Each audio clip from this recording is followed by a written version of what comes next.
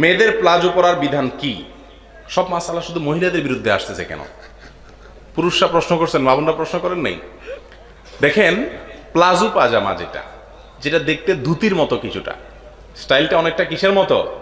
ধুতির মতো, বিশেষ করে ঠ্যাঙের অংশটা ধুতির মতো। এটা মেয়েদের জন্য পরার বিষয়ে আমাদের একটা ভিডিও অনেক আগে আমরা সেখানে কিছু কথা বলেছি, একটা ভিডিও আছে।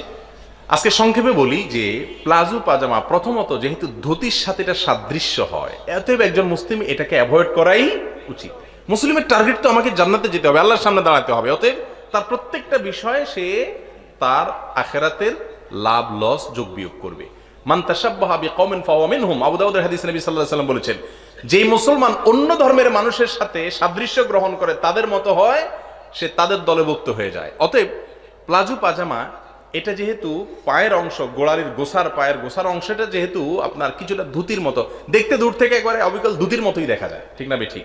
স্টাইলটা যেহেতু সেটার, অতএব সেটাকে অ্যাভয়েড করাই হলো একজন ইমানদারের জন্য উচিত। দ্বিতীয়ত কথা হলো যে এই প্লাজো পাজামা পরে বাহিরে যদি যায়, মেয়েদের তো পর্দা করতে হবে। এই প্লাজো পাজামা যদি পরে, এক তো নিচের অংশ একটু টাইট থাকে, আবার দ্বিতীয়ত ধুতির মতো কিছুটা উঠানো থাকার কারণে পেছনের অংশটা পরিষ্কার দেখা যায়।